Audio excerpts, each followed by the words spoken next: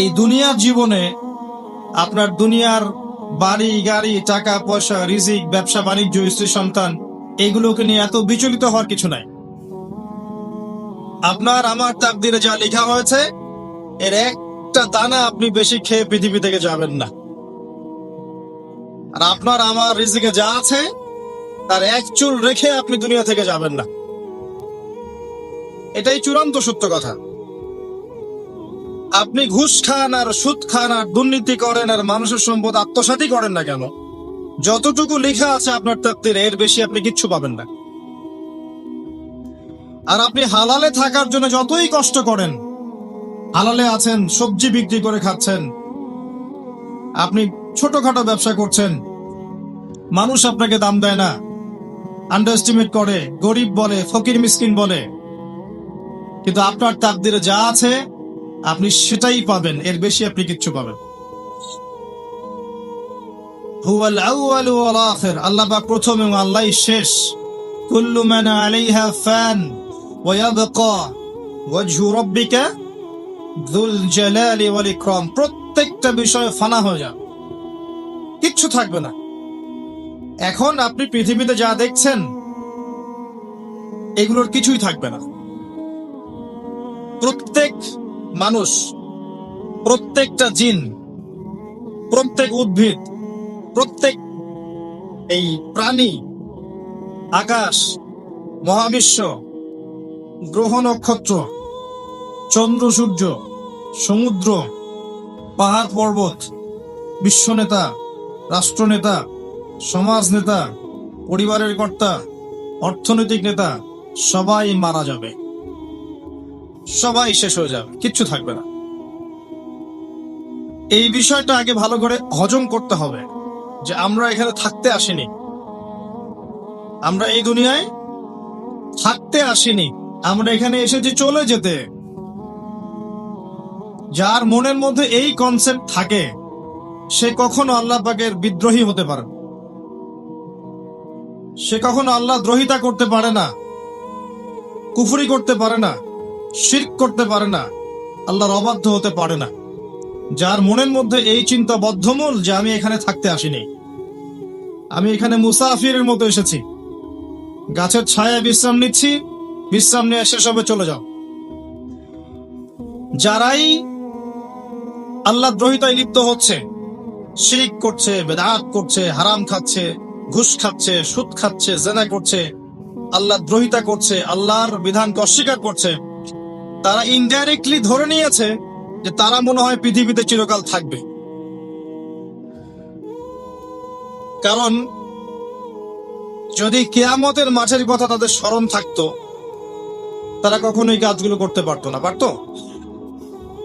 এবার আসেন, আল্লাহ পাক কলম সৃষ্টি করে তাকদীর লিখেছেন, অতএব তাকদীর নিয়ে প্রিয় ভাইয়েরা বিচলিত হবেন না। আপনার তাকদীরে যা আছে আপনি পাবেন, যা নাই কোশ্চিন কালেও পাবেন না, ফুল স্টপ। আপনার তাকদীরে যা আছে আপনি পাবেন, না পেয়ে আপনি দুনিয়া থেকে যাবেন না, ফুল স্টপ। আর আপনার তাকদীরে যা নাই সারা দুনিয়ার মানুষ মিলে আপনাকে দিতে পারবে না। এই চিন্তাটা আগে মাথার মধ্যে সেট করেন। এই চিন্তা যার মধ্যে ইনস্টল করা আছে সে আত্মহত্যা করে না কখনো, সে হতাশ হয় না কখনো, সে ভয় পায় না, আল্লাহর পথে চলতে গিয়ে পিছু পা হয় না, সে জালেমের সামনে মাথা নত করে না।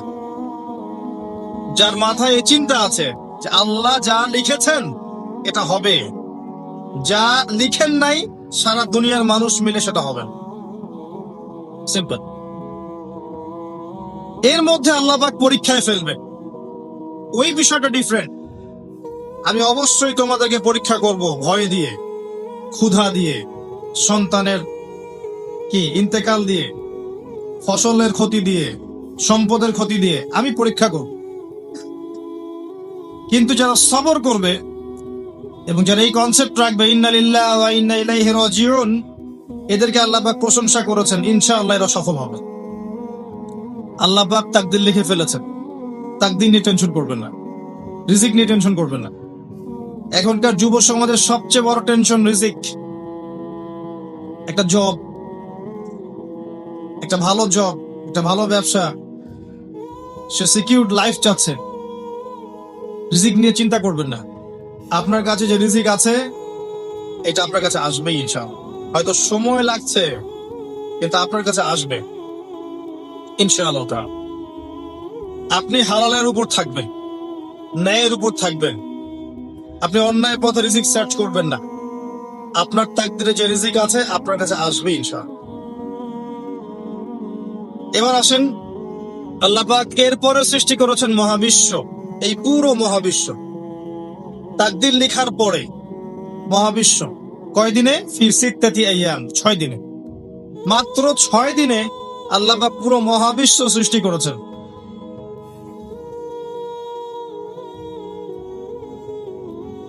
হুয়াল্লাযী খালাকাস সামাওয়াতি ওয়াল আরদা ফি সিত্তাতি আইয়াম সুম্মা ইসতাওয়া আলাল আরশ। সূরা হাদীদের মধ্যে একটা আছে, তিনি সে আল্লাহ যিনি এই মহাবিশ্ব সৃষ্টি করেছেন 6 দিনে, এরপরে আরশের উপর সমাসীন হয়েছেন।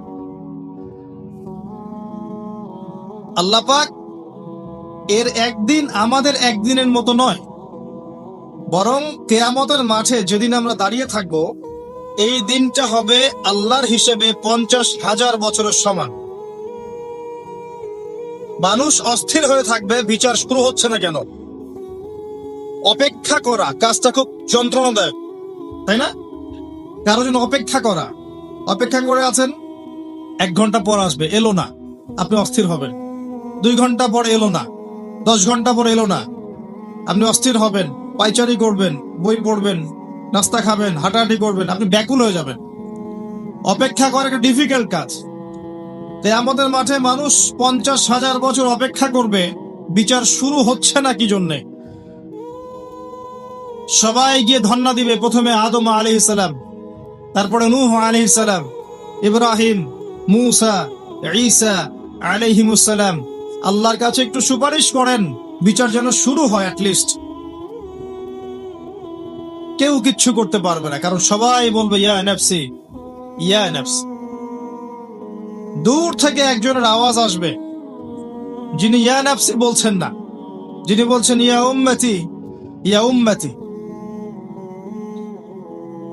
সবাই তার কাছে যাবে এবং তিনি আমাদের নবী মুহাম্মদুর রাসূলুল্লাহ সাল্লাল্লাহু আলাইহি ওয়াসাল্লাম সিজদায় পড়ে যাবেন এবং তার উম্মার জন্য সুপারিশ করবেন। উম্মার কবিরা গুনাহগার ব্যক্তিদেরকে সুপারিশ করে তিনি জান্নাতে নিয়ে যাবেন ইনশাআল্লাহ।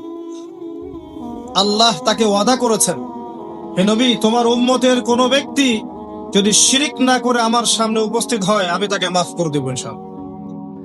হাদিসে কুদসির মধ্যেও আছে যে, হে আদম সন্তান, তুমি যদি দুনিয়ার সমান পাপ নিয়ে, আসমান জমিন সমান পাপ নিয়ে আমার সামনে দাঁড়াও, কিন্তু আমার সাথে কাউকে শরীক করনি, তাহলে আমি আল্লাহ তোমার সামনে আসমান জমিন সমান ক্ষমা নিয়ে উপস্থিত হব ইনশাআল্লাহ। শোনেন, 1000-999 জন মানুষ জাহান্নামে যাবে, প্রতি 1000-999 জন মানুষ জাহান্নামে যাবে। সহিহ বুখারীর হাদিস 4 বার এসেছে। এখানে ইকুয়েশনটা এমন না যে ম্যাথামেটিক্যালি ক্যালকুলেট করতে হবে, এমন নয়। এটা দিয়ে আধিক্য বোঝানো হচ্ছে,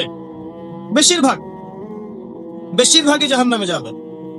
এই কথা আল্লাহ পাক কিন্তু সূরা আরাফের মধ্যেও বলেছেন 179 নম্বর আয়াতে, ওয়ালাকাদ যারানা লিজাহান্নামা কাসীরাম মিনাল জিন্নি ওয়াল ইনস। একই বিষয়ে কোরআন হাদিস পরস্পর মিলে যায়। এখানে একটা বিষয় বুঝতে হবে, আল্লাহ পাক বলেছেন সূরা নিসার মধ্যে, ইন্নাল্লাহা লা ইয়াগফিরু আন ইউশরাকা বিহি ওয়া ইয়াগফিরু মা দুনা যালিকা লিমান ইয়াশা। আল্লাহ পাক তার সাথে শিরকের গুনাহ মাফ করবেন না, এছাড়া যে কোনো গুনাহ আল্লাহ পাক যাকে ইচ্ছা মাফ করতে পারেন। তার মানে যে বেশিরভাগ মানুষ জাহান্নামে যাচ্ছে, তাদের আমলনামায় কোন পাপ থাকতে পারে? কথা বোঝা যাচ্ছে কি? নিঃসন্দেহে তাদের আমলনামায় শিরকের পাপ থাকবে। এটা বুঝতে আপনাকে পিএইচডি করার দরকার নাই। আল্লাহ পাক শিরক ব্যতীত যে কোনো পাপ যাকে ইচ্ছা মাফ করতে পারে। তার মানে তারা জাহান্নামে যাচ্ছে বিকজ অফ শিরক। আমাদের মুসলিমরা এখন শিরক বোঝে না।